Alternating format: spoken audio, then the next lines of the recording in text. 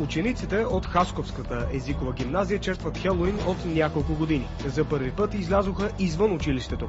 Подготовката им е отнела близо месец. За лош късмет обаче дъждът попречи на първоначалният замисъл да превърнат един от парковете в Хасково в призрачен град. Целият този призрачен град и всички тия цикви се наложи да намираме друго място, а не това, което сме предвидели. За 15 минути решението е взето и вместо в парка, призрачният град на Вси светии се пренася на сцената на централният площад.